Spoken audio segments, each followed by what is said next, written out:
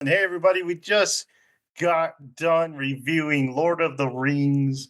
I always forget the Lord of the Rings, War of the Rohirrim. So go check out that review. So this is bonus stuff, and we got a bonus review for you this time. So Amazon, they have dropped the first batch of Secret Level. So Secret Level is an anthology with a bunch of video game themes for it. And it's made by Love and Robots or Oh yeah, Love, Death, and Robots. I don't know what that studio's Death, Love, and called, but Robots. I don't remember. and then the director of these is the guy who did Deadpool, right? What's his name? Tim Miller. Tim Miller. That's it. So the same director? No, I think he directs most of them, but I think some of them have different. Let me pull up the Wikipedia so I can tell you why we go. We're going to go through each short one by one. They're pretty short. I have a quick question. Do the E's in Secret Level, what does that mean to you? Like, does that look like a game, or is that they just wanted bars? No, it's just fun. Oh, I feel like I wouldn't have thought of it, but now that I look at it, I feel like it's like a drop-down menu, like adding more. Yeah. So like you have multiple choices of different episodes, maybe. I don't know. What did you guys watch? Like the intro to it? It looks like Pong. Yeah. Yeah, that's cool. I like that. So we're gonna go through episode to episode. They're not very long. They're all like, I know, like the first one's like 15. They go from like 15 to 20 or something like that. And they don't tell us, so I don't know. First episodes is the Dungeons and Dragons episode. It is called The Queen's Cradle. Yes. Not the picture I expected. So I gave these rankings. These are my personal rankings, but you guys can give it your rankings. So I'll go with, I watched these all at once. Did you guys watch these all at once? Yeah. Yeah. Okay, so I got into this. I was actually pretty excited for this series. I was like, "Oh, hey, this is cool. Love video games." So I love like little anthology stuff. So I was really excited. So I might have given these too high of grades, I would say, because I got into this first one and I was like, "My God, these people are ugly." So this is Dungeons and Dragons. I'm not huge on Dungeons and Dragons. In this character, you see her like right away, and I'm like, oh my goodness, I can't stand this character. But the dragons were cool. The action was cool, and I gave it a C plus because I really didn't like the characters, any of them. But what did you guys think of this first one, Jared? Oh, I was seeing how long the pause would go. Dang it, you're. Yeah, she's really the worst part of this episode. I like certain aspects of Dungeons and Dragons, like certain stories in it and stuff like that. For the most part, I don't really care. Mm-hmm. But this was cool. I like the dude. I like the main like kid, how he was struggling with that curse. I liked him and the dragon. If it's just him and the dragon, yeah, that would be because cool. her party couldn't care less about them. But it was. I like the visuals. It was okay. Well, not those visuals. Like not what we see here. Not the character models. But, yeah. Because there was like that cool little cliff that had the bridge that was made out of a guy with a sword. Yeah. So for the first episode, I was like, I don't really like the look of these characters, but I was happy it's an anthology because we don't have to be with them the whole time, but it got my hopes up. So I'd give it like a B minus. So Tim Miller didn't direct any of these. They're all directed by different people. And this one's directed by like 4 different people. Jeez. So it's like Maxine Laurie. I'm going to get all these names wrong. Maxine Laurie, Leon Braille, Dominique Bolden, and Raimi Core. Oh, that would be a cool episode. That would be a cool episode. That would. You got my hopes up. I don't know why you need 4 directors, but yeah. What do you think, Michael? I'm kind of exactly right where you are. C plus. I feel like this is the most episode to me that has 0 character to the characters. there's a little. I mean, it just feels like we're being dumped in a much bigger. I mean, it is. It's Dungeons and Dragons. We're being dumped into a bigger world, but also a bigger story that we don't know or care about. Like a lot of the other ones, you get a little bit of introduction to what's going on, or at least character to the characters. But this is just like, I have this power, you have this power. This dude's cursed. He goes to see a golden shiny dragon. The dragon has cool whiskers. Then the dragon like sheds its scales in a really cool way. Visually, like combat wise, environment, all that stuff looks amazing. The characters, like this poor woman that has been pooed upon, does not look very delightful. But one thing that knocked this one down for me was the ending. That typical like, oh, the big headed dragon, then it just like ends on that. I'm like, come on. A lot of these, You know have, what this? a lot of these have dialogue issues. Especially this one, when at the end where she's like, "You're not alone anymore," and then they all fight. I hate that. Yeah, but I just hate how it like cuts to black when they get ready to fight. Get ready to fight the big dragon. It's like, come on, this one's like super short. Give us a dragon fight. Yeah, this just seems like modern writing all over it. It sits in the seed carrot camp. You know what this seems like? It seems like a trailer for an expansion to like WoW or something like that. 100%. All right, so we'll go to the next one.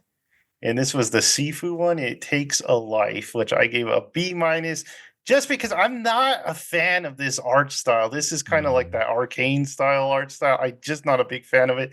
If this was like traditional animation, then I would have been like all for this one. I do think there's too much dialogue from the main character in this one. I kind of would like him to be more quiet, but because he like explains a lot of stuff. And yeah, so what did you think on this one, Jared? Yeah, there's another dialogue issue with this one. I don't mind how much he talked, but there is one line where she's like, "Oh, don't go. Those kids will kill you." And he says something like, "You get used to it." Yeah. I'd prefer if he just walked off. And, I prefer you not fought. say that, sir. Yeah. I enjoyed this one. I didn't mind the art. I liked the art fine. I never got to play Sifu. I wish I did. It's on Game Pass. It's so Oh, is hard. Yeah. But yeah, I liked it. I liked the whole like you could see like his lives on his like like his belt. Yeah, that thing. was cool. Once he shut up and they started showing stuff, that was great. Yeah. So I think this is a fair score. Michael? I feel like I should be higher on this one than I am. Because like I like the game a lot. I love the concept, but I don't know if it was executed in the most impactful way. It was just kind of a way of showing what the game is about. Like each time you die, you age. And it was kind of a cool twist where he goes back and has the same food and she realizes it's him, blah, blah, blah, blah. But I don't know. I wasn't connected to his journey in this. Like I needed a reason for him to be fighting, and there wasn't a reason for him to be fighting. So it's just it was visually cool. I will say the faces, like it like kind of has that arcane style, but I didn't care for the faces that much. They were kind of creepy looking. But like that, the environment, everything like that, the bridge glass scene I thought was very, very cool. And then whenever he would like drop into the weird realms in between aging was cool. But yeah, this one didn't do much for me. So I'd I think B minus probably. I think I probably agree with that. Go ahead. There's one thing I did hate: the last scene where he's sitting back eating the dumplings. By the way, those dumplings looked amazing, and I wanted some. They did. But how like under him was like his younger self, and then like above was just him. It's like we know it was him. You don't have to show us. Show don't tell, Jared. They're just doing show don't tell. No. So this one was directed by Laszlo Ruska. And his dad died, Michael. His dad died. So whose dad died? Wasn't it his dad? Did his the dad die? Sifu guy? I don't remember, dude. In the flashback. It wasn't impactful to me, man. Okay, so our 4 directors are back in for the Once and Future King. Did Jonah not watch any of these? I didn't get time to. Or Okay. No one told me to. I thought Joseph was just ignoring you this whole time. I was like, man. I watched them if someone said something. I didn't know you were going to be on bonus stuff. So, True. New World, which I forgot was a game. Yeah. So this is the short to that. And it's that 4-director team again. This one's silly. It's a silly, funny thing. It's got Arnold Schwarzenegger which is fun. It was just fun, so I give it a C. It was, I don't know, it was fun. It was silly. It was silly fun. Silly fun. And that's what I thought, Jared. What was this based off of? New World. New World. Oh, I don't know. Is that like a pirate thing? The only reason this is in here is because it's an Amazon game. It's an Amazon MMO. So okay. that's how it got in this realm. Because I mean, people play it and like it, but it's not like it's not in the huge. echelon of the other games. Of course, I say that, and Sifu's in here, so I guess that's not the most massive game either. No, not really. Easy to get those rights, I guess. Yeah, true. I didn't care for this one. I didn't really like it. It is fun, but it was too goofy. I didn't like it. I don't know. I didn't care for this one at all. Interesting. I'd give it like a C minus. Dang. I'd actually sit with a B on this one. I was laughing my head off at this one. Really? I was just it was kind of a refreshing because I was like, oh, are all these going to be like trying some edgy story? Or Yeah, some quick, like, I definitely felt thing. that at the end. But then it bounced into this, oh, we're just going to have a little bit of fun. And I was like, is that Arnold sounds a little different in this? He kind of sounds younger. I don't know if they like did some weird aging to his voice or anything like that. But I did sound younger. I really enjoyed. I thought it was funny. I liked because he keeps coming back. He's like, oh, I got it this time. He does all this extreme work to get better, and then the guy just beats him down. He's like, you don't get it just because you're you. Like, you got to earn it here, whatever. I don't know. I enjoyed it. And then the touching moment with his friend at the end. I don't know. I enjoyed this one. I was touched by that ending. Yeah. So I'll sit around. Probably I'm gonna give it a B plus. Actually, I'm gonna give it a B plus. I'm going up a little bit. Wow. It made me smile. I'm glad you brought that up because my thoughts for like the overall part one, I guess you would call it, is it was like super dark for all. We didn't have like moments of like levity except for this one, but I didn't like this one, so it was tough on me. So let's go to the next one. It was directed by Frank Olsen. So this is Unreal Tournament, and I actually really like this one. So I gave it a B plus. I thought this was fun. I think I liked it because we didn't have to look at ugly humans the whole time. Because like the first two with the photorealistic, and this one I don't really like the humans on it. But this was about a robot, so I like robots, and these guys were like leading a rebellion. I thought it was cool, so I give it a B plus. Jared. Yeah, I really did like this one. I liked how the robot was like, he's just a little guy at first, and then he started a rebellion. I was like, yeah, heck yeah. I was like, you do it, robot. So I did give it like a B plus because I was really for that robot and his team. Dude, you guys are underselling it. A plus for me, 100%. Oh, Like this one, it's like the perfect short story. Like you get everything in the beginning. Like, you know, they're abusing robots, they're using them for blah blah blah blah, but also putting him in the tournament. But also, what I love so much is the expression. Like, you just have that little green eye like light. That's all you get. But there's so much expression they animate into it, which I appreciate so much. Like, you understand 100%. That thing never says a word. You understand 100% what its intentions are, what it's thinking, how it feels. It's like looking around, like getting nervous, getting antsy, or whatever. Like trying to take over the things. I thought that was so well done in like the kind of.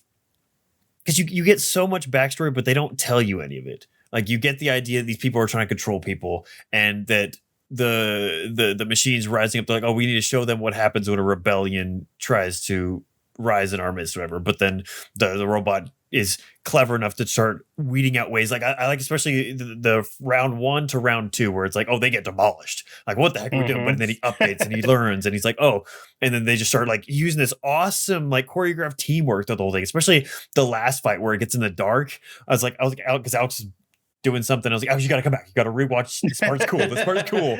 So A plus for this one, man. I really this is actually, I think, my favorite one. Yeah. I even liked how he used her audio to talk. Yeah, like at the end, I was like, "Oh, he's such a cool robot." This one was awesome. Yeah.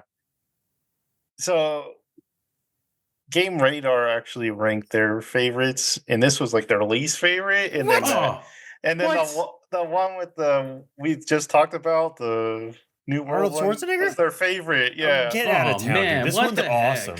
Heck? Get out of here.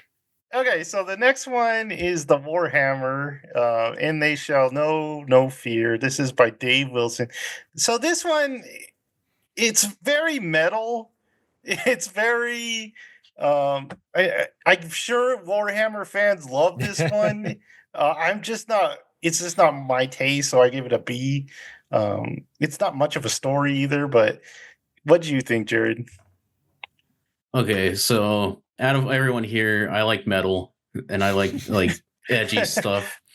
Don't tell Thomas and Jackson this, but I do have some slight interest in Warhammer because I play Bolt Gun, and this was very Warhammer. I thought this was pretty awesome. Mhm. Like this guy that has like no fear, in which that specter thing or like that kind of Yeah. witch doctor uses to like kill them. So this guy just doesn't even give a crap and just like kills He's it like, anyway. I was nah. like, that's so cool. I was like, dang, this is metal. So I really like this one. What's your ranking for it? Oh, I'm actually gonna rank the robot one to A and this one A minus. Okay. Okay. Yeah, this one was definitely probably my second favorite. This was actually Alex's favorite.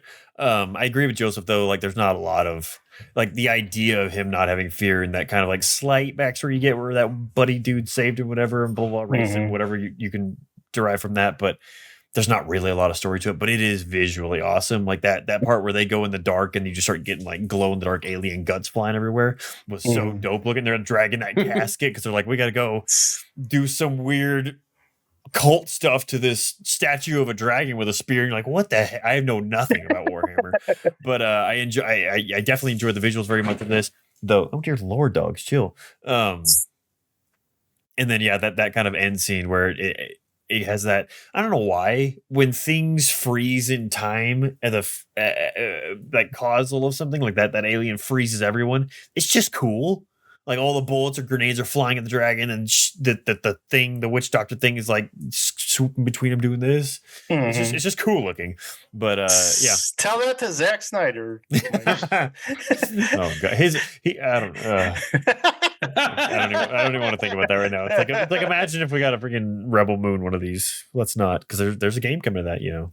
Anyway, Real fast tangent.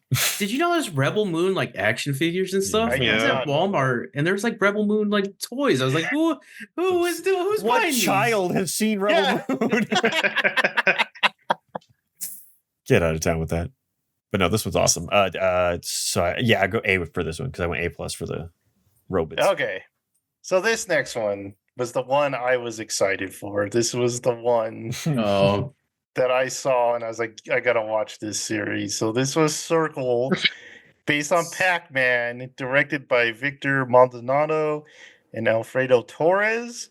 So yeah, this is exactly what I thought I was gonna be. It reminded me like of the 90s where like they did Mario, but they're like, how the heck do we adapt Mario? It's like, how do we adapt Pac-Man into a story? And they did it like I thought they would do it. It was super weird, which I liked. There was no ugly humans messing up the visuals. And that gold Pac-Man thing was cool. They probably should have called it Mrs. Pac-Man because it sounded like a girl, but the only thing it was a little on the violent side, I would say. To like, I don't know why they went that extreme with the violence, but I give it an A minus. So Jerry, go ahead. dude, this was another one that was my jam because it was like dark, it was creepy, it was weird, it was like Oddworld mixed with Pac-Man. I was like, what the heck? And then it was like a meat cannon like animation. I loved it, dude. It was awesome. The only thing I didn't like was the ghosts because they were just like monsters. Yeah, I thought they were gonna actually be like cybernetic ghost. I thought that would be a lot cooler. And I didn't know they were making a game or there is a game that this is based off of that's coming out. And I was like, yeah, I think they just announced it after this came out. Weird. So I like this. This was a great commercial for that game. So I give this an A. Jared's in. Yeah, this one was because before this, Alex had heard a few people that were like, "This one's the worst. It sucks." And I was like, "What? That's kind of lame." And then you get into it. We finished like that was awesome. Like the kind of idea that I don't want to give away the too much of the idea, because I think it would be cool for Jonah to see this one fresh. But yeah, the idea of it is super dark and interesting, but also like it all fits together.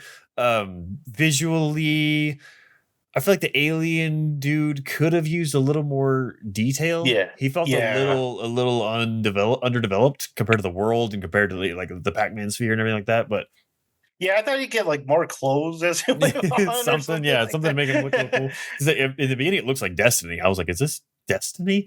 But of course, you know the name from the beginning. But yeah, definitely like this one a lot. Probably, I'll probably sit with an A- on this one as well. I love that idea. The idea is so effed up, but Yeah. really, Oh. really like sci-fi-ly cool. Perfect amount of violence, by the way. All right. So the next one is the Crossfire short, and it was directed by Damien Nanau. So Crossfire is super huge in Korea, in Asia. I hated this one. Because the character models are so ugly. This lady right here, it looked like an alien or a troll when it first came out. I'm like, what the heck? What is this? I thought we were on. I hated the character models for this one.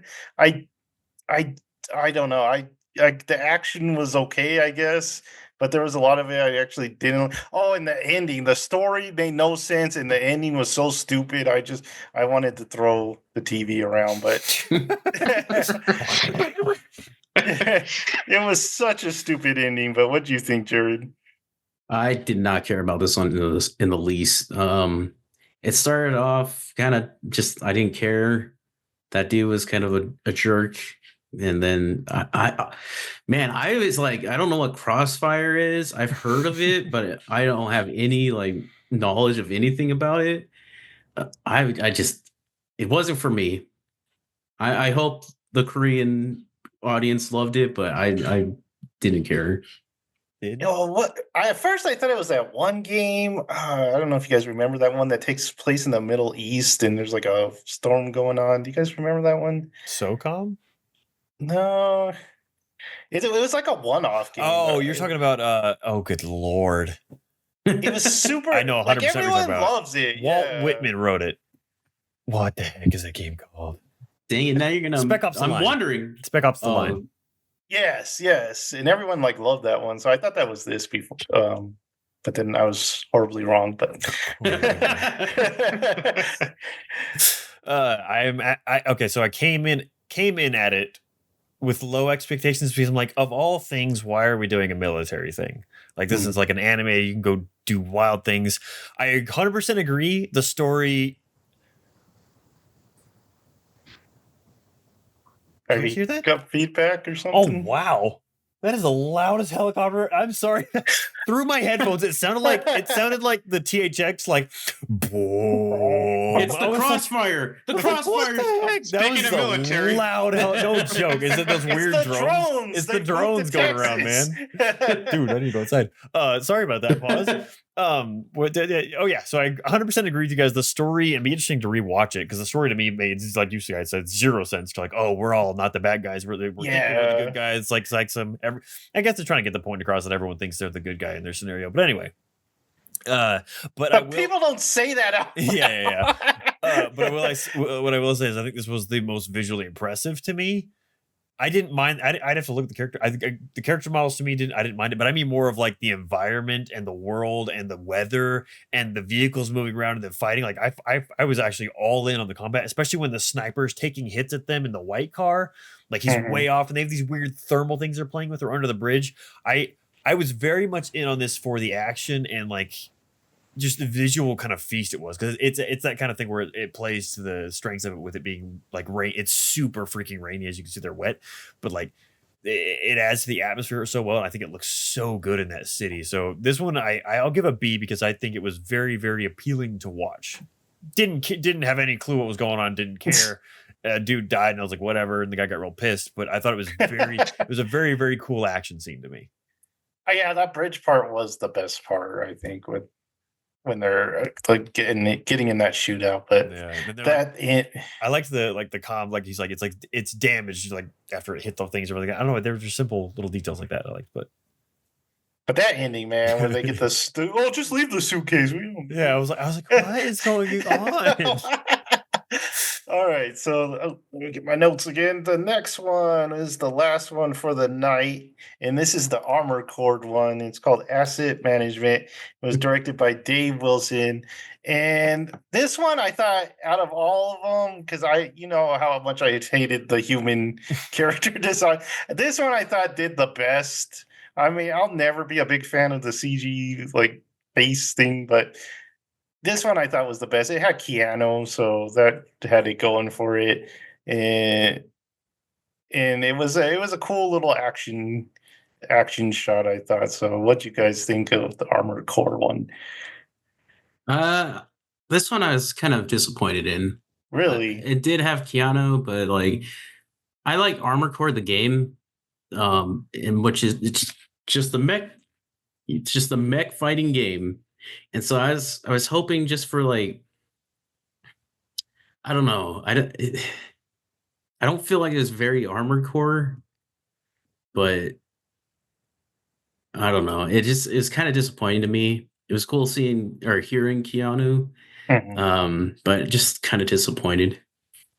Interesting. I have no touchstone to Armored Core at all. I've seen the trailer. I want to play it, but I never have. But this one I actually forgot about until you brought it up. Before I was in here, but it was awesome to me. Like the jump in, the environments are so cool. It's Dude, that spaceship in the beginning. Oh yeah, and like the weird like snowy planet he's like zooming around on looks awesome. The fights are awesomeness, but also like really Keanu. Like I mean, it sounds silly to say because it's just a short little episode, but I think he did an incredible job for this part. He played it super well. Just the intense kind of crazy dude, just like out of his mind with adrenaline and like a weird little junkie. I don't know. I want to rewatch it because I didn't fully understand what was going on. Because he's going after like the people in the other suits, but then there's like a revelation that I didn't really understand. So I do want to rewatch it, but I thought this one was visually awesome, really well acted, and kind of just had a cool tone throughout the whole thing. So yeah, I 100% agree with the A for this one. It was awesome. Yeah, and I'm thinking of Spaceship for the Warhammer one, but this one had good stuff too. But that Warhammer spaceship was pretty awesome. Okay, so that's part one. We'll come back for part two next week. I know Jared's excited. So scared. He's excited and scared because they're gonna try to adapt his boy. What if both are great, Sonic and Mega Man? Jared, what are you gonna do? So I don't know, dude. I don't know. All right, so a little bit of news. David Jaffe blames YouTubers for the Dragon Age failure. So that's of course he weird. does. A little weird. Ubisoft, they're going to shut down X Defiant. So that's next year. I didn't even see that. Yeah, That's next crazy. year. Mortal Kombat 1 is pretty much dead after the DLC. Everyone was kind of disappointed about it. It had sweet baby ink ties, so their big thing was they turn the androids into women feminists. So What? So that was a little weird. The rumor, I don't know if you saw this, Michael, was there's a rumored casting for Snape. Oh yeah, I didn't know the actor, but Yeah, he's more into like drama, right?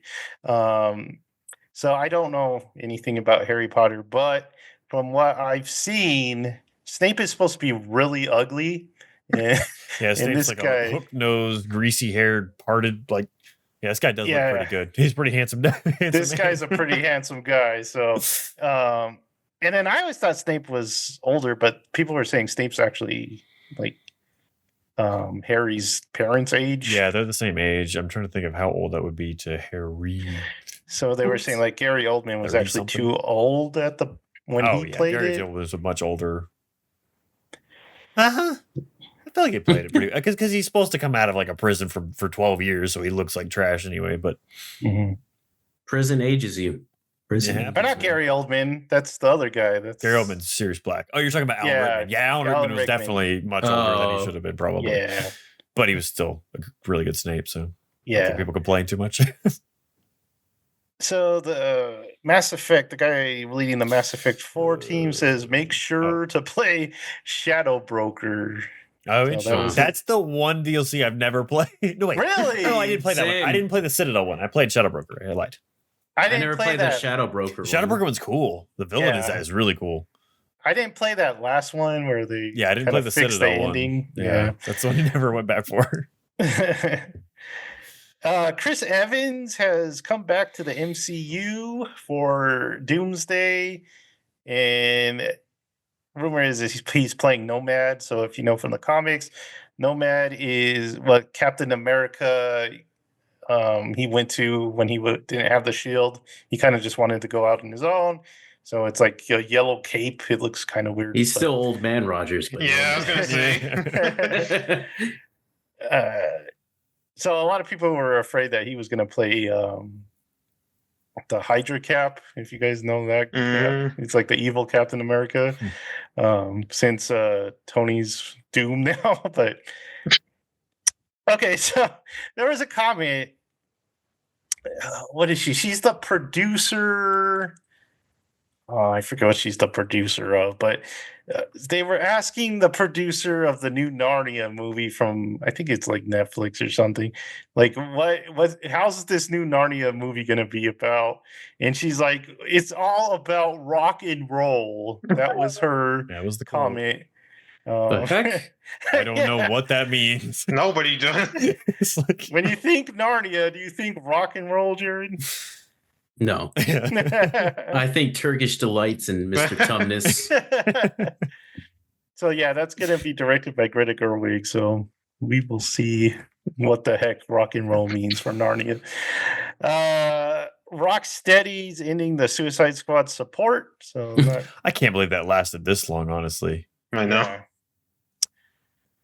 Sony. So we didn't get to get to box office pros, but Craven made about 11 million this week. Sony has no plans for their Spider-Man universe after Craven. It finally got to them. They've lost enough. Maybe We are this not- isn't working. We are not going to get that sweet Madam Web Morbius team up movie that we all want. So Oh, my. Mike Flanagan is writing the script for the Clayface movie, which is supposed to be a body horror kind of noir movie. So Interesting. yeah. Sounds intriguing. It'd be cool if it was a Batman movie, because I like when he's like it's like a mystery story with him, like the Yeah. animated series. But I don't know how you're gonna do it with just Clayface. Well, you're coming out that Penguin series, so they think they can do that for all the villains, I guess. They think they can do anything. Yeah. They're like, Sony failed with Venom. Watch us do it. All right, Let's show them. Aardman Studios, everyone's favorite Wallace and Ooh. Gromit studio. They're developing a Pokemon project. So Oh, I heard about that. What? Sounds Makes adorable. sense. yeah, they get Pokemon with big old teeth. Be adorable. Empire. Oh yeah, Empire released their 2024 shows of the year. I think Rings of Power was number 4. Rings of Power getting a lot of games. Radar gave Rings of Power their Oh, top It- show of It the has year. fans. Yeah, there's a guy at work that said the second season was awesome. And I was like, Wow. They do exist. They do it. Let me see if I can get this up real fast. they make me sad. So X-Men 97 was 20, which we like. The three I of us really like that. Yeah, Mhm. X-Men 97. Black Doves, never heard of it. Was it, number 18 is We Are Lady Parts. Okay. Number 17, Doctor Who. No. I Had one Number of the worst 6 episodes of TV I've ever seen in my life. That's what people say whenever Base they talk cosplaying. about it. Number 16, House of the Dragon Season 2. That's a little low. I mean, I didn't care for it, but Yeah, so wasn't that. Oh. It's better than Doctor Who and Rings of Power. yeah. by a long shot. Number 15, Baby Reindeer, which is that Oh, people love comedian that that show. gets like stalked. People love that show. Yeah. Yeah. Number 14 was Sherwood, the British television. Where'd you go, number 13? The stupid ad covered it up. Ads. Ads. It is number 13 was Arcane season 2. Number 12, The Penguin That Low. Come on, guys. Dang. Hey, what is in top 10? I know. The Penguin would probably be my favorite. Number 11 was Ripley, which I thought was really good. It's that adaptation of The Talented Mr. Ripley. It's black and white on Netflix. Number 10, which I hear everyone hated, but number 10 is True Detective Night Country. Mhm. So. I forgot that happened. Number 9, another one I think a lot of people hated, Interview with the Vampire season 2. I was tempted to watch that because I like the movie, and I've heard that the AMC is doing a good job with the show. But I'm also like, I bet you anything that's just a soap opera, and I'm not in the mood for it. I had no idea that was a show. Yeah, Yeah, so number 8 is one I'm always tempted to watch, but it's like on Apple TV. It's Slow Horses with Gary Oldman. dude, that's literally like right there on my list. It's always like, you should watch me, and I'm like, ugh. Yeah. I hear it's really good. I hear it's and gets better. amazing. Never heard of that. Mm-mm. Number 7, Rivals. I've never heard of this. It's Mm-mm. on Disney Plus and it stars David Tennant. What? Hmm. How do I not know a David Tennant show? Excuse me. I don't know this. Michael's watching it now. I know. I gotta go, guys. Number 6 is the one I wanted to check out is The Day of the Jackal. That's on Oh, yeah. Peacock. Mhm. It looks really good. What's his name? Redmayne? Eddie Redmayne. Number 5, The Three Body Problem, which I heard is okay, but the ending's not that great. Number 4, there it is, guys. The Lord of the Rings, The Rings of Power, season 2. Lord, what's wrong with people? Number 3, Industry, season 3. Never heard. That's a BBC show. Number 2, Supercell at Netflix.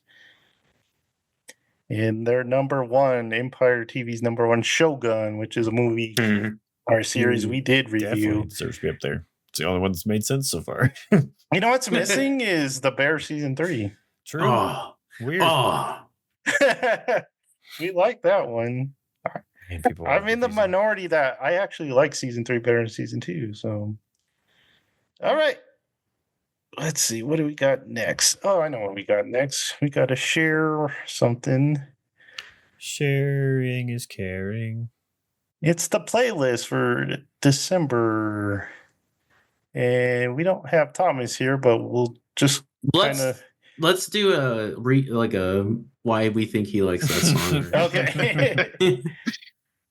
Okay, so Michael, you're up first with Oh, Cynical. Dang. Yeah, I'm pretty sure I found B. Miller by the original season 1 Arcane soundtrack. But this is just one that I like a lot. I don't have too much to go on for that. These songs. Go ahead. I'm sorry, Michael. Did you listen to the 21 Pilots song for season 2? I think it is. I did. And they did a live performance at the Game Awards. It was freaking amazing. He did I forgot. really good job. I forgot to talk about the Game Awards, so remind me when it's your turn, Michael. Okay. Okay. So Johnny threw us a recommendation for Mortal Projections by Joe, I guess it's called. Ooh. Yeah, I guess. It's a pretty cool song. It's Did he different. say bye? No, it's different. And then my pick was Infinite Health, the vocal edit, because this was one of my picks a couple months back. But they added lyrics to it, and I thought it was really good. I don't know if it's better than the non-lyric one, but I did like this one. And then Jared, you were next. Oh, so Paul Meany was announced a while back that he was going to put out an EP for the holidays, and this was the first single off of it, or the first song off of it. The beginning always reminds me of like a ringtone from back in the day, the piano part. But I love this song, dude. It's so chill, it's so smooth. And then in the video for it, it has the drummer from Earthsuit back when he was with Earthsuit. And I was like, oh man, that's kind of cool. That man does not move when he plays drums. It looks like he's like, Paul doesn't let me move. So But yeah, this song is awesome. I already made a playlist around it. So Yeah, I like this song too. The EP has a couple older songs on it, Yeah. which I like. I like the older songs. I didn't care much for the acoustic song at the end, Yeah, I didn't either. but I really like this song and one of the songs on the last EP they did, the very last EP they did. I love that EP, so I hope he just continues with this sound that he's doing. So very cool.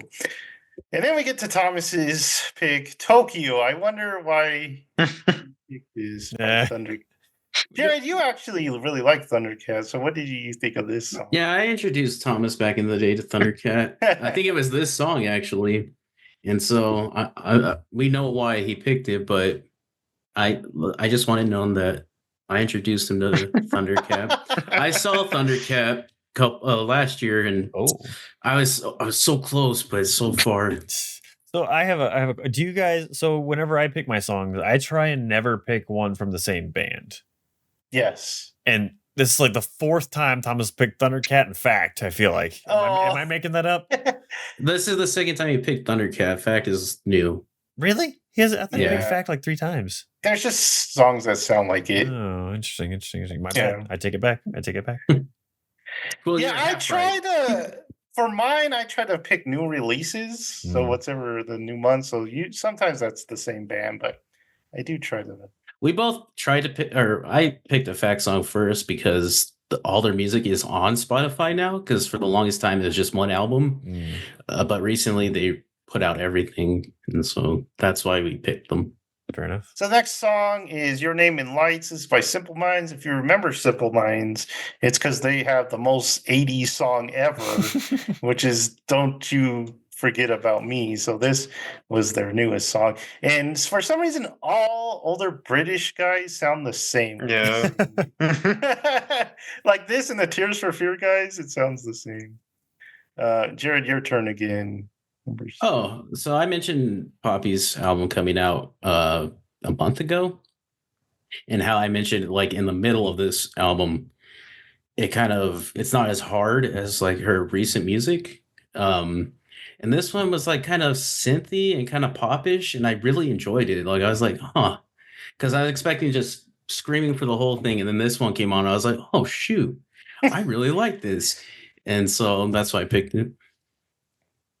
Then Michael's turn again. And this was the band that I 2 weeks ago or something like that said that I found. It was like an Instagram related, not Instagram, Apple Music related dive of Paris to someone else that I found against the current. And I think they have like 4 albums or something like that. The first one I liked a lot, and then I think the 2 middle ones were a little too like poppy for me. Not Poppy the artist, but like poppy music style. But then this one is it's only 7 songs, this album, and like the more I listen to it, the more I enjoy it. And I had it on repeat for like 3 weeks. But then this is the last song on it, and I freaking loved it. So I had to throw it on there. All right. And then Thomas, like we already said, Fact the Way Down. I'm not a big fan of Fact, but Jared likes it. Do you like this song, Jared? Yeah. What were you gonna pick? So I only heard 2 songs from this album originally, and this was one of them. And when their music finally released on Spotify, I got to hear the whole album for once. And I can't remember what it's called. It's like Spiked or something like that. But there were some really good songs on this album. I was surprised. I was like, because I really like their first 2 albums, and then it kind of dips a little, but I was surprised by this one. This one was really good. Cool. And then Jared, you're up again. Kendrick Lamar released a new album after the whole drama stuff earlier this year. And this one was teased in his music video for it. You know, that big diss track song he put out against Drake, how it blew up this year. For the music video for that song, this is kind of teased for it in the beginning. And I was like, whenever that song would start, I was always like, man, this sounds good. And so you finally get to hear the whole thing, and it's awesome. Nice. I'm not a huge fan of the whole album, but there are some really good songs on it. Michael, back to you. So this one's going to take me on a slight tangent because I have no idea where I found this band at all. I just had it on my list because I have a little playlist that I have for like possible good stuff songs, like for the playlist. Mhm. And so I'm like, oh, I like that song a lot. Throw it in there. And then whenever it comes time to sit for an hour and listen to music and try to figure out which ones I'm going to pick, I go in there. But it got me on a tangent because I didn't realize that Apple Music does the Spotify thing now where they give you like the breakdown. And we should have done that. We should have done each of our breakdowns. That would have been fun. Yeah. But because me looking at that name, I'm like, I don't know where I found it. Betcha. I have no idea. But the song was really fun. I enjoyed it. But in my Spotify breakdown, because I listen to a lot of freaking music and I listen to a lot of freaking different bands. So Alex and I had a comparison. His was like 17,000 hours. Mine was like 107 or 110,000 hours, something like that. Dang. And then I listened to, I think it was 500 different artists or something like that. And the total year, like, good Lord, it's ridiculous. But so that's my excuse for having no clue where sometimes I find the songs that I find. But I really like this one. It was very fun and a little wavy. I don't know. Those wrap-ups are fun. Yeah, they were. I look for them every year. And there's always one song I was like, did I even listen to it that much? But it's like my third most listened to song. I was like, what the heck? Well, that was like after I found Friday Pilots Club, like that album just dominated everything. It was the top song, top artist, top everything. Like I didn't realize how much, and I only started listening to that in July, and it took over the entire year. I was like, wow. I'm always like, did I really listen to that much? Well, it's like that Simple Minds song. I think it's good, but I probably will never listen to it again after this. But and then Thomas threw a 80s pop ballad by Miki Matsubara. Matsubara? So This is one of the most popular. Well, "Stay With Me" is one of the most popular like city pop songs, and she's pretty famous amongst the city pop music. So yeah, again, we know why. Yeah, it's like he's trying to tell us something. But I don't know what it is. He's so subtle. I can never pick up on it though. So it sounds like it would be at the end of an 80s anime. And then my last one was "What About Me?" Snarky Puppy had a big What is that name? remaster. I know. Snarky Puppy. It's a jazz fusion band. And like most jazz fusion, the song goes a little long, but I do like the guitar on this one. So that was the playlist for this time in this year. So I think we'll throw it out for recommendations. If you guys have a recommendation for a song, throw it out, and you might appear on the playlist next year. So check that out. All right. So it's homework time. Oh, before homework time, let's go to anime because I know Michael caught up on. Were you going to talk about the game show, or was that? We'll do that in. Yeah, we'll talk about that too. Okay, let's talk about the Game Awards for you guys. Fine. So, Michael, I was going to ask you about it because I know you actually watched it. I did watch it. There was some controversy, but I'll talk about that after. Controversy. So the winner, of course, was Astrobot, which I think was Michael's pick. I cannot believe it won, though. That's awesome that it won. Like the poor little developer was so happy. He's like, you could tell how shocked he was. Like we're up against all these guys, and then like I don't know. It was awesome though. Sadly, the card game did not. No, win. that would have been cool too. I was reading about it's basically poker, but there's like weird rules in it and stuff. It's and they say it's a roguelite poker game. So heck yeah, I've never even heard of it until it got nominated. I was like, so tell us your overall thoughts of the Game Awards.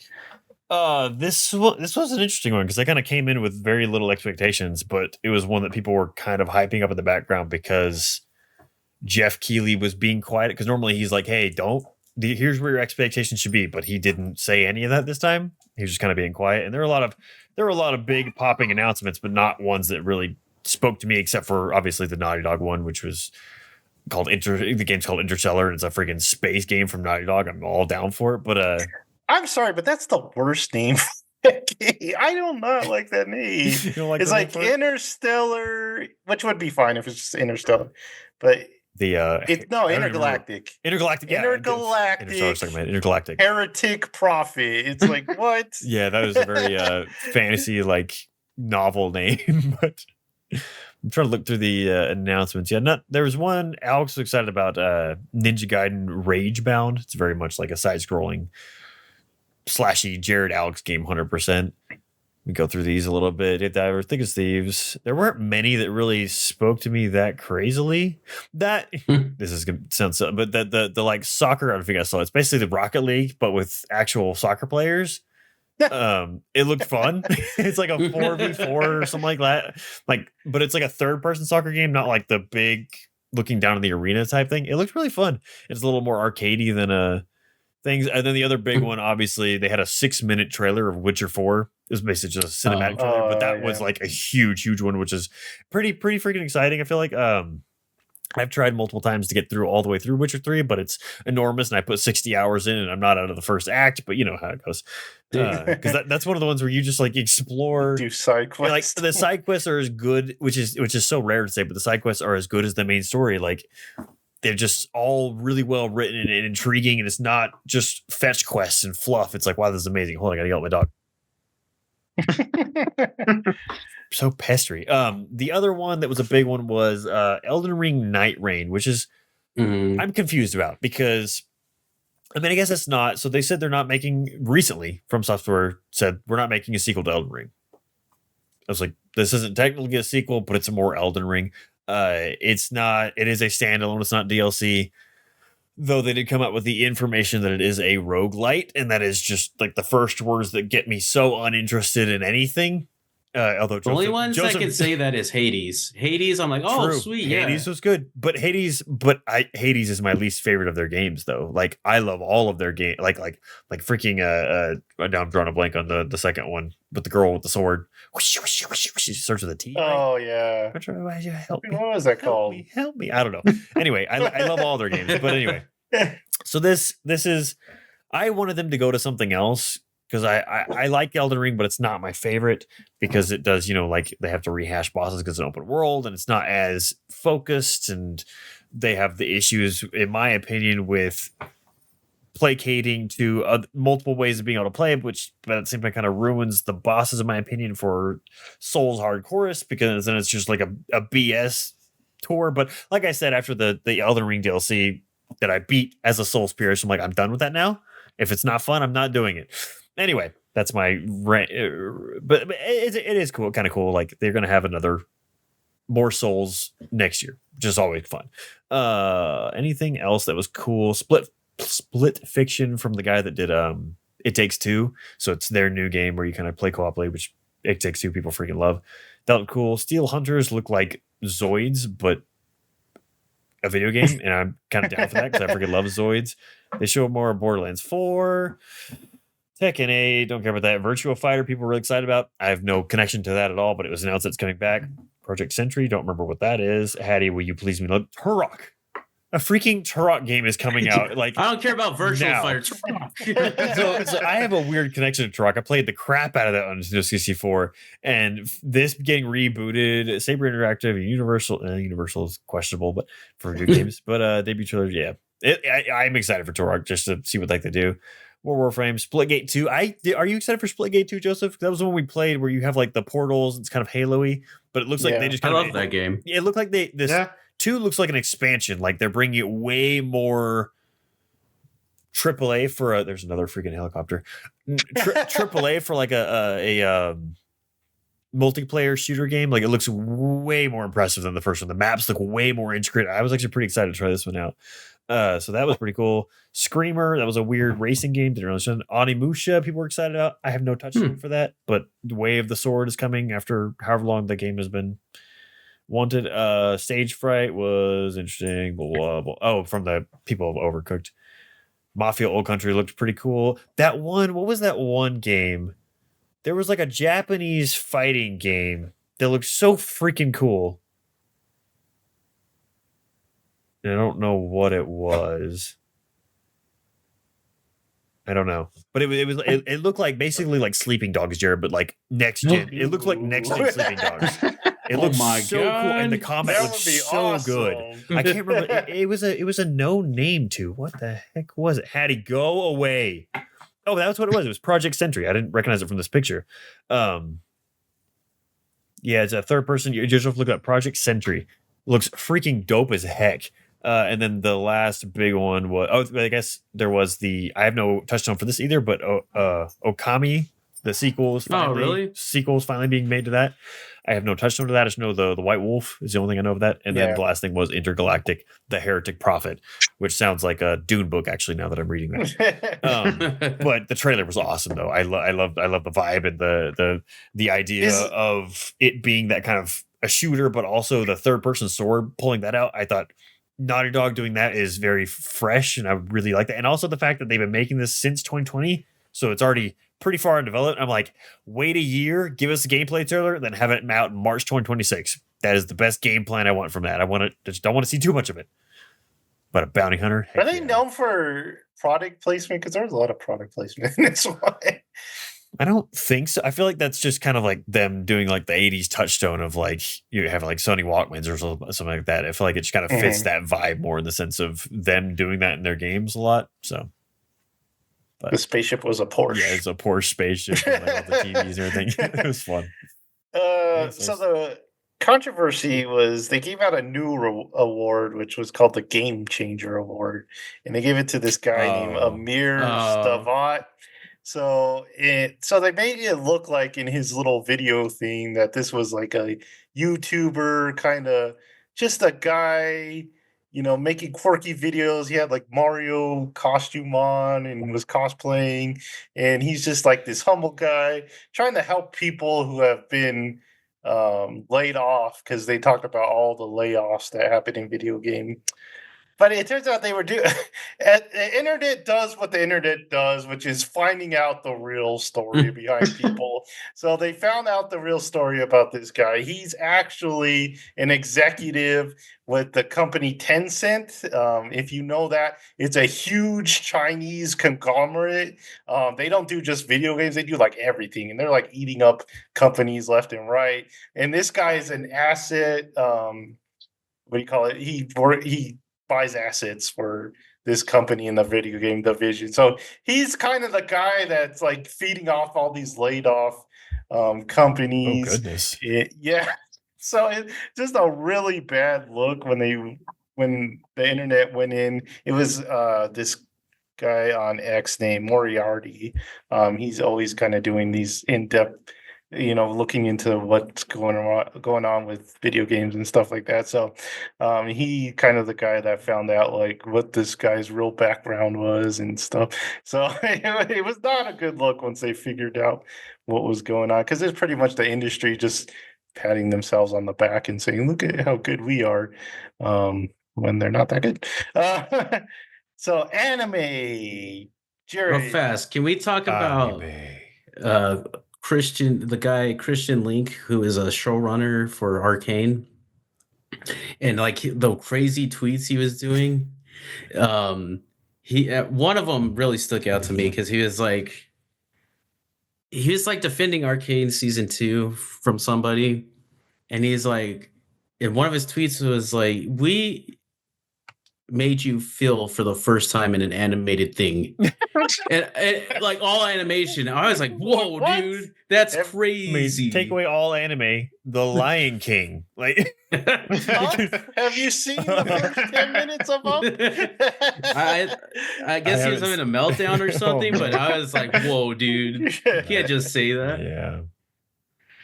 I didn't watch Bleach, but I am come caught on. up with Dun. We didn't talk about the Bleach before this Bleach, right? Not really. We talked about. So the Bleach before this Bleach was, it turns out that the captain scientist was fighting the God Hand, and we thought it was defeated, but it wasn't as defeated as we thought. Knowing Bleach, everything comes back for a second fight, and it did. And it was up to the scientist guy's lieutenant to fight it. And a lot of people love these last two because it focused on the lieutenants in their fight. Do you have any comments about this one, Jared? No, I thought it was a really good episode. Yeah. I like that we got a little bit more about her backstory and like how she was created, but I thought it was cool. Yeah, it was real cool. And then Bleach is actually ending in 2 more weeks, and the last episode is going to be an hour long. Whoa. So that means we are going to get another part of Bleach. It's not over yet, Jared. I didn't think it was. There's No. no way.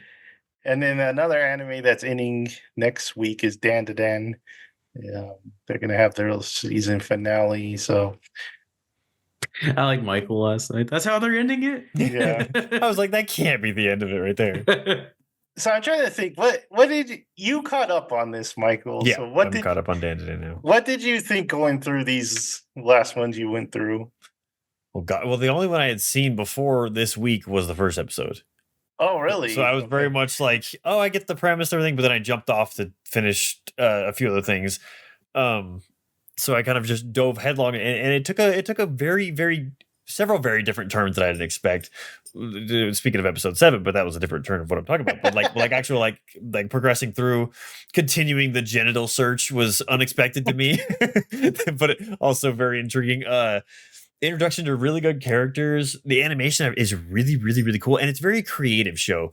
Like Yeah. the whole episode where they're in like the water realm fighting the aliens. And you're like, what the heck is this? Is so weird and interesting, and like the rules they kind of give to where he's like having to suck in the water for the laser beam. Like it's a very creative show, and I love the characters so much. I also love how stupid they all are. Like I could not stop laughing whenever the one kid asks the main character, I don't know any no one's names, I'm terrible about that, but they ask the main character, he's like, so are you seeing her or what? He's like she's pretty cute, and he's like, oh my god, she is cute. Oh my god, she is cute. I can't look. Oh my god, I can't look at her anymore. So she's like, look at me when she's like, I'm trying to talk to you. He's like, I don't care. I got things to do. And he's just walking off down the hallway. I was like, these characters, I've laughed out loud so many freaking times during this. That episode did with the water though. That did get a little weird with all the body touching without clothes on. I was like, this is just kidding. They're riding him butt naked. I was like, what is going on? But no, I really enjoy the show overall. Like I said, it's very creative. This Gigi guy that comes in at the end, when he comes in and he's just like, supposed to be this cool athletic kid where he's like, Momo, like it's a weird over the top anime thing that I could not like. Normally it's like, okay, yeah, you're being anime, but it's just so unexpected. I could not stop laughing at this man. And like he gets in the classroom and they're like, he's like, I am staying with her and we are with her parents and we are lovers and it is consensual because we are progressive. You're like, what do you mean? It's like, why are you lying consistently? I don't know. I love the absurdity of this show. And like one of my other favorite scenes is whenever the main girl walks around and sees him over the top of the pink haired chick, and just that whole scenario that explodes in this weird ridiculousness of just absurdity. I don't know. The show's absurd, but also creative and really well paced and animated. I don't know. I really like this show. It caught me off surprise how much I'm enjoying it. Dude, I love that pink hair chick. She's just so full of herself. She's like, I'm so beautiful that even heaven is giving me powers. Even after all the stuff that happens midway through the show, she's like, oh, but you're still a demon and you're bringing her in on this, and that's your society. Like, what is it? Yeah, I don't know. Yeah, I'll build my own army. I did like that part with when she's trying to kiss him and he's like, what are you doing? She's like, I gotta seal the deal. And he's like, this is what happens. It's like, in a magazine. You should not have those magazines. It's weird, yeah, because Jared talked about she acts like she knows everything. She's this great thing, but that kind of innocence of this, like, oh, I just thought that's what it was. It was very endearing, but also like it's so funny at the same time. I don't know. I like you brought up episode 7, which everyone kind of knows is that weird, sad episode that was so dramatic. I do like how they kind of did the same thing with the shrimp guy, but they did really silly instead of dramatic. His family is trying to provide for, and then the solution to it, you're like, what? But yeah, man, that episode 7, dude, just a train wreck of emotions, man. Oh, I know. So, like I was telling Jared, so well like the choices they made, like her that when it goes first person and she's chasing after the car and everything, like that's such a good choice to just put you in those shoes and like just layer on the emotion that was already coming. And I was like, oh my gosh, this is a heartbreaking It's episode, such man. it's so out of nowhere too, because you just talk the whole anime is about ding dongs and banana organs, and then you get that and you're like, what the heck? Oh, it's a great show though. Any thoughts going into the last episode, Jared? Not really. I've just been taking it as it comes, and Yep. I like it. I'm curious how they like, because anime always does the like introduce the next arc or whatever's like it be happening. Like what does Jinjin have to do with anything? How does he get involved? I don't know. It'd be interesting. I do like the explanation of like what's going on, where the what do you call what do they call the gods in Japan? The Oh, because they're like fighting. They're keeping. yeah, the they're invasion fighting at off the bay. aliens. Yeah. Oh, the That was- yokai, those are that was ghosts. very Yokai, fun. yeah, or the ghosts. Yeah. I I like that. how they explained that. All right, so me and Jonah actually got to catch the IMAX re-release of Interstellar last night. Mm. So it was very cool. Jonah had never seen it actually in theaters. So what do you think, Jonah? Yeah, I completely missed it in theaters the first time, and I have no idea why. But I've only seen this movie on like TV screens, so I wanted to finally see it on the theater, and my God, it's beautiful on a theater screen. But yeah, it's what you think. It's beautiful. It's like Christopher Nolan, so obviously. This time, I never saw like the wormhole as like intimidating or anything, but seeing it on a screen is like, dang. Like there's just a shot of like the ship going up and it like coming down kind of, and it's crazy looking. But yeah, I've always loved the movie, and it's even better on like an IMAX screen, so that was fun. Yeah, we went and there was a bunch of people. I did the ticket sales were really Nice. good for this. And then when it ended, everyone was just silent. Yeah. It was just like, because it's such like just a journey you go on in Yeah. this movie, and it just takes a lot out of you. And it's like seeing Saturn on our IMAX screen, because our IMAX screen is huge, but it's like seeing Saturn on that, it's crazy. And and then the sound, like when they take off in the spaceship, it's just like rumbling the whole theater, and it's just like The scene of him in the black hole, it's like yeah. So, yeah, the music sounded amazing in the theater this time. Yeah, I love that music. for Yeah, I love that Interstellar. soundtrack. Good. I've heard a lot of people say that this is their favorite movie, because like even when we were leaving the theater, I heard a girl say, "Yeah, it's still my favorite movie." This is so. I've only seen this once in IMAX originally, and I haven't watched it since. But I have held it as under Lord of the Rings as my second favorite movie of all time. Mhm. But it's like, Yeah, that was my plan, because I came out of it the first time. I'm like, I'm never watching this on TV. This is meant to be an IMAX. So but it's also one like I had a weird, like, I don't know if you would call it philosophical reaction to it. That movie hit me hard mentally, and so it's one that like I have a 4K wrapped disc and I have a new TV in my sound system and I want to watch it so badly, but I'm kind of afraid to watch that movie again. So I'm like man, that put me through like too many mind holes of like not even like space stuff, but just like I need to rewatch it to really solidify what I was going through, like thinking at the time, because I'm always I very much relate to things and stories of like life and everything like that. And I remember vaguely from watching it 10 years ago of like how impactful I felt his choice he had to make, like do this for humanity or do that or be with his family, like and the choice of him having like this is his life, this is either the purpose he takes or not. And I remember that being so impactful for me. So I really need to rewatch this again. But maybe I'll see how long it's in IMAX. I know my cousin. They have it a couple more days, so Okay, I may need to go. Either that or I mean, unwrap that thing and watch it here. But yeah, that's such an incredible movie.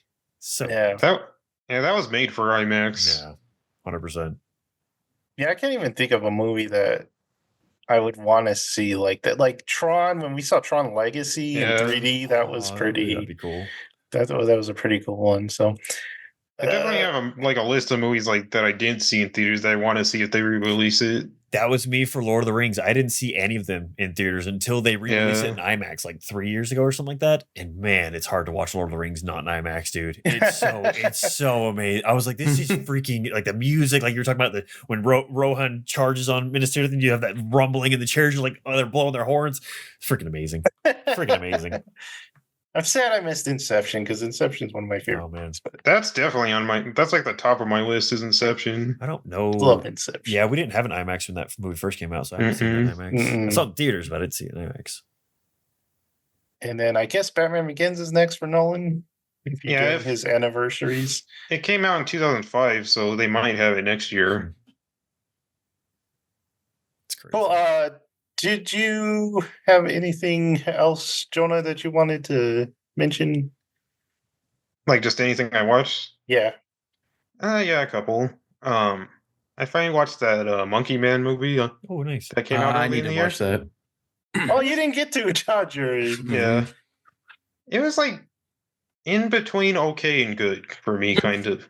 It wants to do like a lot in a little bit of time, but I do like how focused like it is. It's just his kind of revenge quest, and it just mainly sticks to that mostly. Especially the way it ends, I really liked. Kind of like the last scene of it was really cool.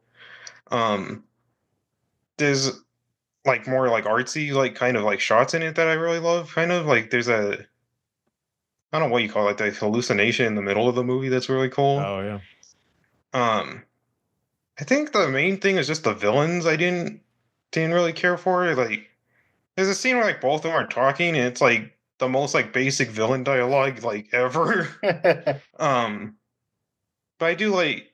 I think the ending did like really bring it up a lot because it does. Like it says that there's stuff going in the background, but it's just him and the villains. That's all it shows is just that whole kind of the revenge thing. So it was pretty good. And then the next one was I didn't see it last year, but the Holdovers. Oh yeah. I saw that.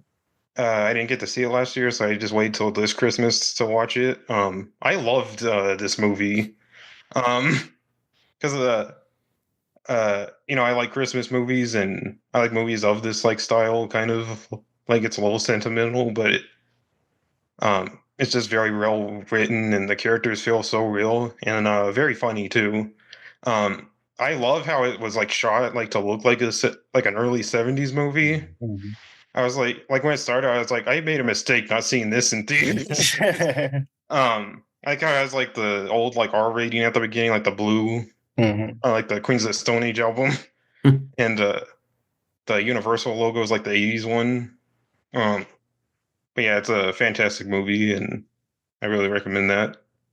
And other than that, I did watch Good Will Hunting for the first time. I think Michael really likes this movie. It's very good movie. It's definitely a 90s movie. I think there's not really anything like wrong with it or anything. Like it's just very like easy watching kind of.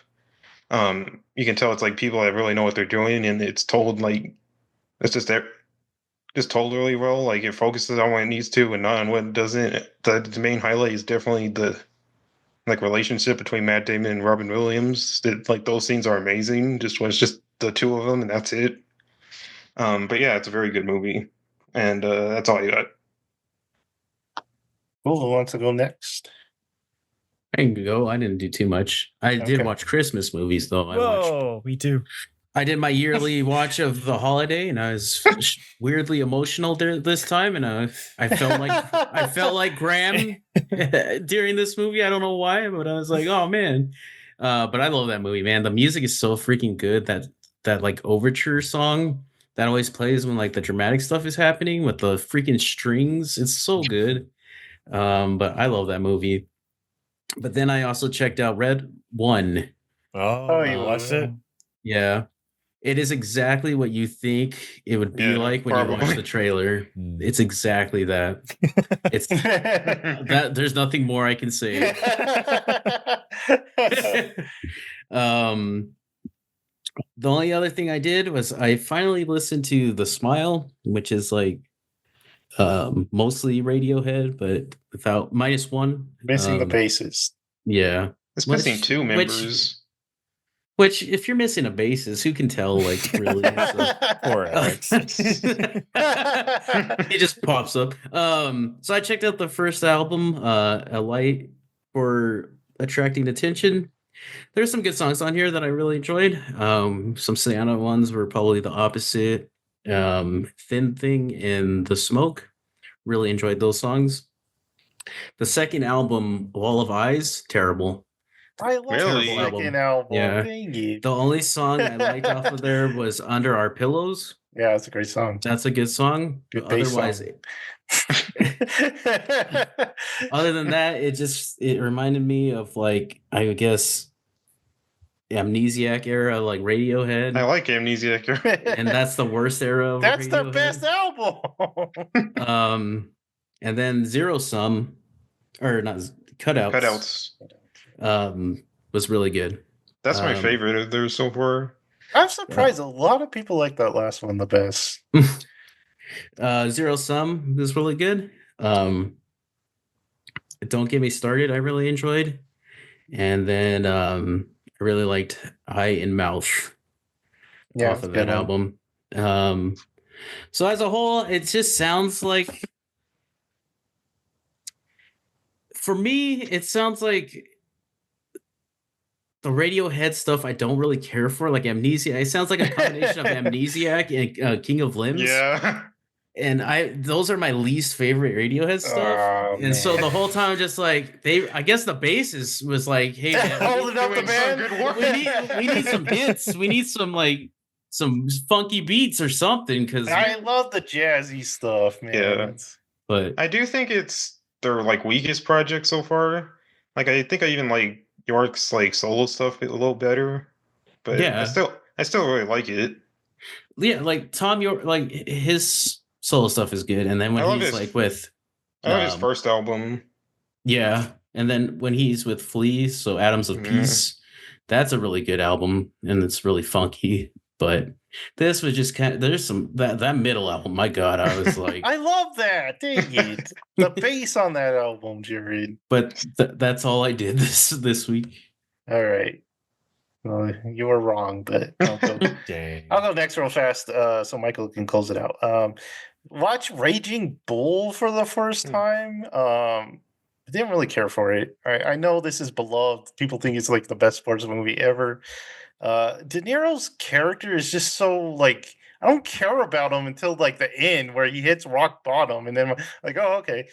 Joe Pesci's the standout of this movie. He's like the best part of the movie. I didn't even That's know him he was in in every that movie. What? I didn't even know he was in that movie. Oh, I've never seen that movie, so I thought it was just Robert De Niro. yeah. It's weird. I don't like Robert De Niro to the end where he hits rock bottom, and he's kind of like. The coach from Cheers is on this movie. That really threw me off. I was like, what? What is the lovable coach doing in this movie?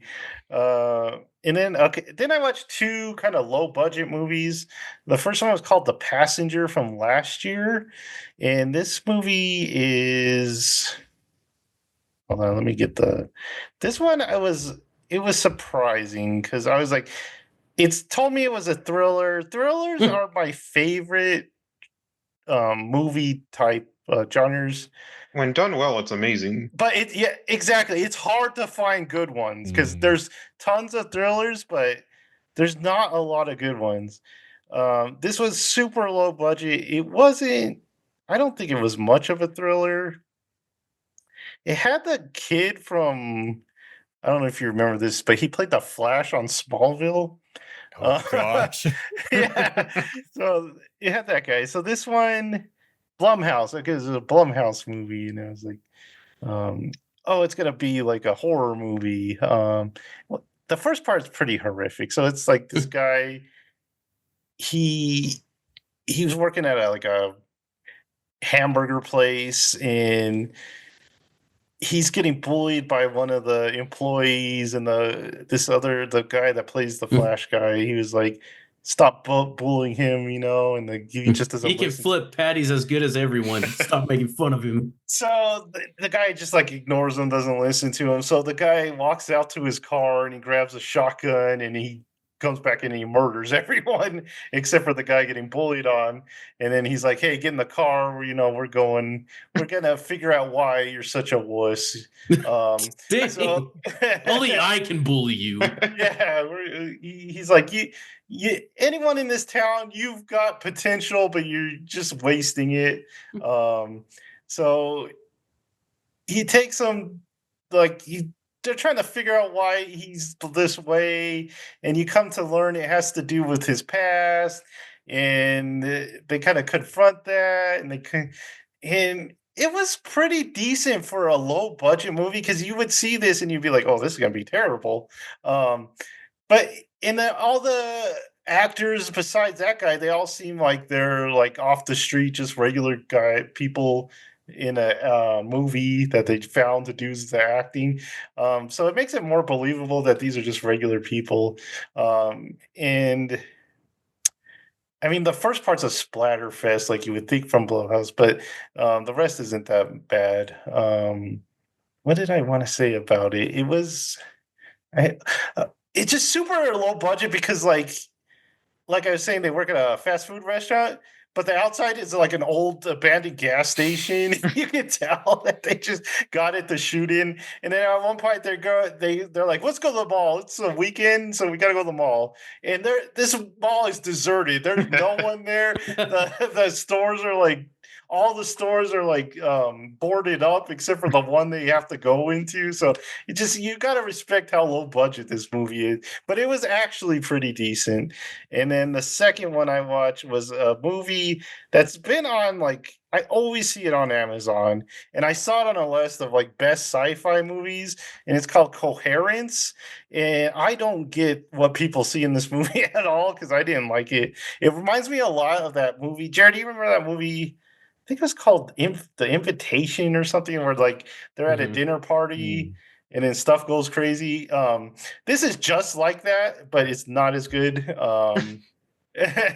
Basically, they're at this dinner party, and then there's a comet that flies by, and somehow that opens up a rift to the multiverse. And when they go outside, they like see themselves and they see their house, and there's like a bunch of versions of them like living in a house, and they gotta like figure out, oh, I wasn't the original person from this, side and stuff. Like, it's just, I didn't care for the acting at all. I didn't care for the script. It just, I don't know why that was on a lot of lists of best thrillers or whatever, or best sci-fi. So got one good one not that good one, but. And then if a movie brings up Schrodinger's cat, you've lost me. I don't need to hear the explanation of that. I mean, this is an older movie, so maybe it was groundbreaking back then, but I hate when movies do that, where they try to explain The internet something. has really ruined that concept. Yeah. I don't want to hear about Schrodinger's cat ever again, but okay.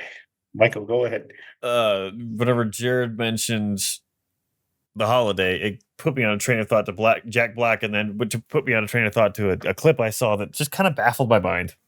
Minecraft? No, that is weird. That is baffling. No, I did see that trailer for the first time, and that was crazy. The first or second trailer. Yeah, the first one. The first one's horrible. The one I watched with you.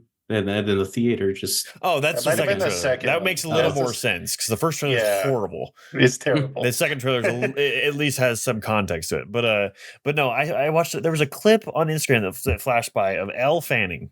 Is it Elle or Ellie Fanning? I don't know. Elle Fanning. I think it's Elle. I love her. She's adorable. But she's with Jimmy Fallon, and they get to talk about Jack Black, and she's like, "This is a real thing. My sister and our girlfriends have a text group chat where all we do is go on about how hot they think Jack Black is." And like, they're in love with it. They're like, "He's the sexiest man alive." And I was just like, what? Just like, it kind of fits her personality. She's quirky and they're fun, but I'm just like a whole group chat where everyone thinks not that Jack Black is a bad looking man, but he's just like he doesn't physically take care He's of not himself. Hollywood hot. Yeah, he doesn't Yeah, physically it's take care of funny. himself. He has like overgrown beard and like hair straggling everywhere. If you're a funny guy, You have it, man. That's it. That's where I'm failing. Is I have no my humor board is rare. broken.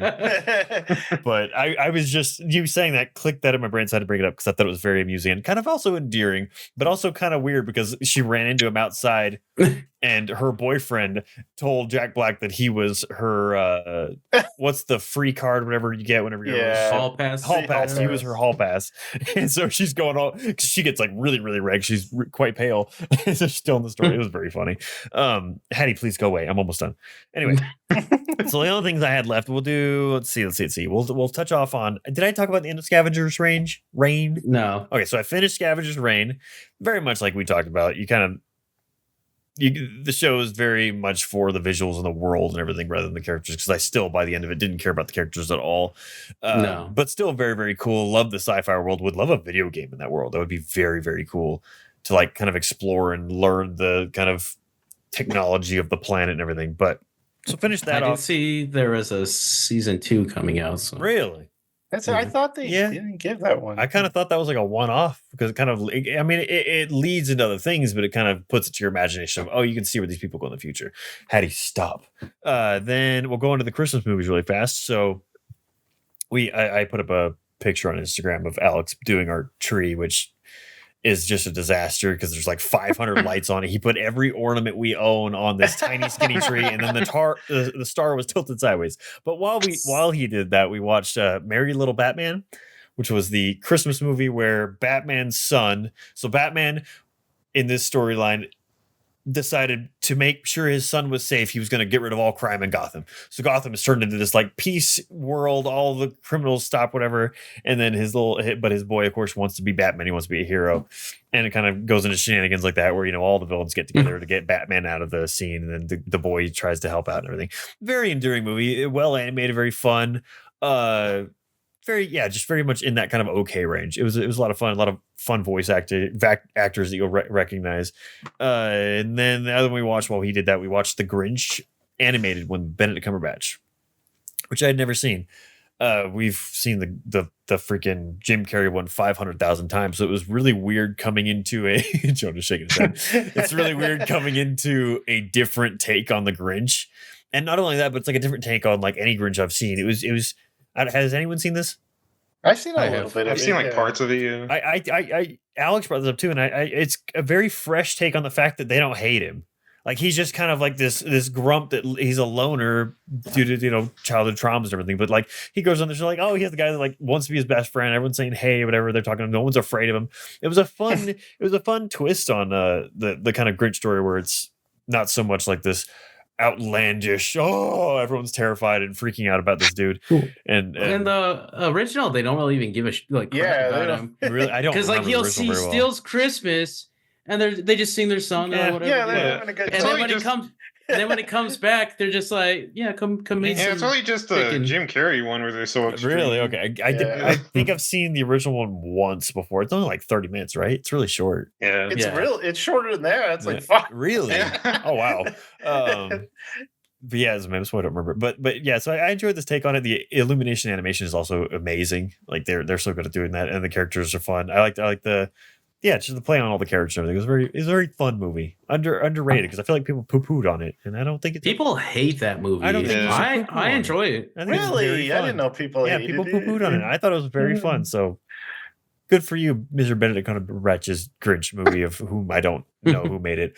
Then the other last Christmas movie I watched was That Christmas, which, going from our main topic of Lord of the Rings, War of the Rohirrim, it was Santa Claus voiced by Brian Cox.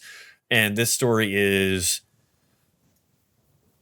how do you describe the story? He's basically telling the story of a little town in some European country. I don't remember the name of it, but they all have enjoyable accents and make them all adorable. Hey, stop! And basically, It's I don't know. Who from Whoville. there's a lot of, it's just like, it's a small town with a bunch of entwining stories that at first I was like, okay, because it kind of seems like it's going to go super political and kind of wokish stuff, but that's kind of just like this one character's aspect. No, it was just fine. Like they're talking about, you know, doing the wise men making wise women and stuff like that. And you're like, okay, is this whole movie gonna be preaching? But it's not. So the beginning kind of was like, oh, they're just gonna preach to me. It's not that way. It's actually a really, really, really good movie. And like I got super like heavy emotional. It's a Netflix movie. I got pretty heavy emotions during the end. I'm like, gosh dang, this adorable little child. They're just trying to find him, and he's trying to get with her. And they just have these. I don't know. There's a lot of. It's just a small town with a bunch of intertwining stories that nothing's big, nothing's crazy. But then Santa Claus is in it. It's very enjoyable. I think you should definitely watch it. The animation it's good on the people, but like the environment's great. Like the city looks amazing, the snow looks amazing, all the everything looks really good there. But yeah, just a very touching movie. So 100% you should watch it. I think it's new this year. What's it called? It is called That Christmas on Netflix. And then the other two things I watched, well, one I watched, the other one was an event/book. I rewatched Pacific Rim with my cousin. Haven't seen that in many a moon, and am astonished how good that movie looks. Like the visuals in that, like it's just pretty sad how bad most movies look nowadays, because this was like 2012, 2013. This movie looks amazing still, and it holds up in terms of like what the movie's going to be is, or what the movie's going for is, that like, you know, big action, giant monsters versus robots, and it freaking nails that. The storylines in between, the dialogue is pretty bad. Yeah, But like the rest of I feel like what you go for to enjoy that movie, I feel like they do so well that I rated it higher than I expected. I think I rated it like 3.5 or something like that. But it's a really good movie for what it is. But I hate the end. Really, why? I hate that because they like have a portal that they shoot the monsters in, and it's like it kills all the monsters. Like, destroys the weird aliens they're trying to take over. It's like, stop it. But they usually have the portal in the sky. Now they have it in the ocean. True, it's in the ocean. But the underwater fights go cool though. It looks really cool with the big like level 5 monster. I don't know.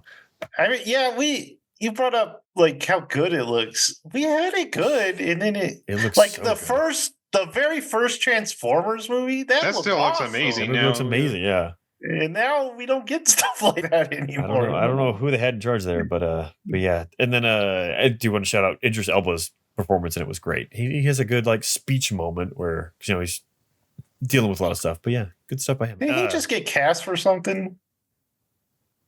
I don't know. I think he did. I can't remember. I'll look up. I don't know. The last thing I did, I finished the book I was listening to, Jordan Peterson's new book, We Who Wrestle with God. And then we went and saw Jordan Peterson last Monday in Midland. So that was pretty fun. He basically just takes, with his like tours and stuff, he just kind of brings an idea and kind of just works through it in front of the crowd and everything.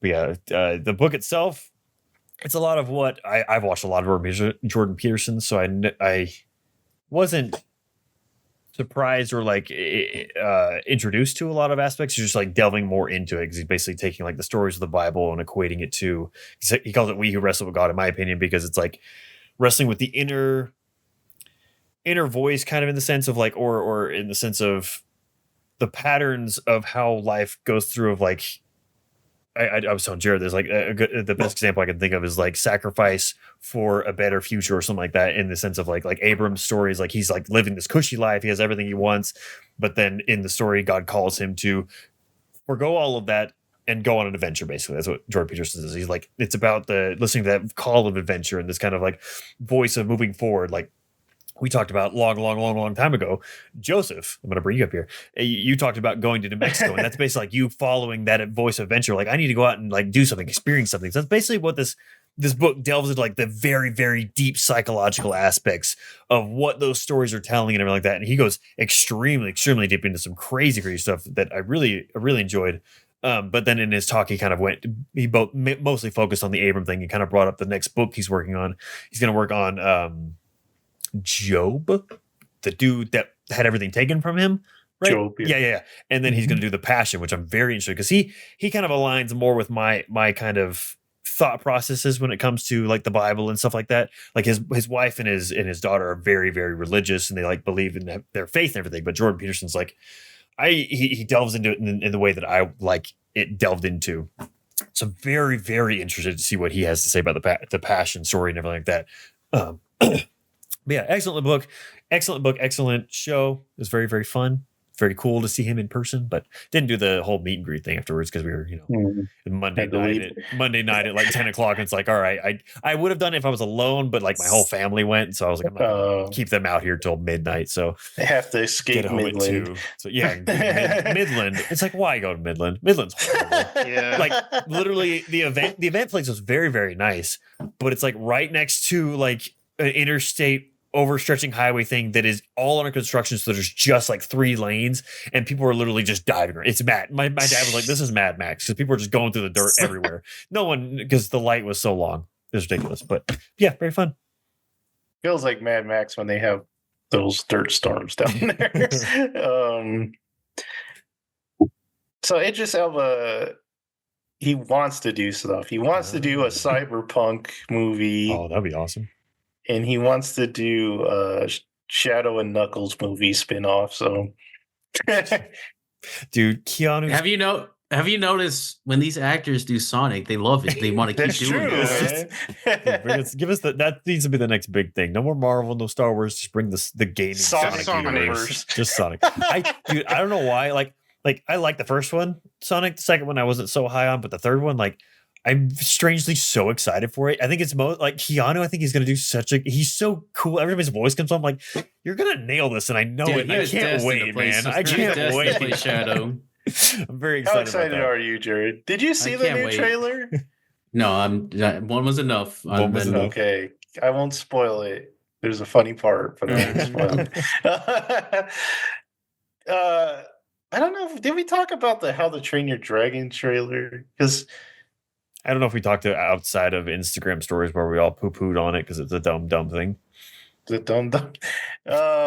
Yeah, because they had like a newer trailer. It's just like I don't know. Me and Jared don't really even like the animated Yeah, series. I It's just like, how do you make dragons and Vikings boring? But Maybe I know- this one will make you like it more. maybe that's true. But Well, then they announced that Tangled is the next live action remake. Yeah. It's like, why? Why?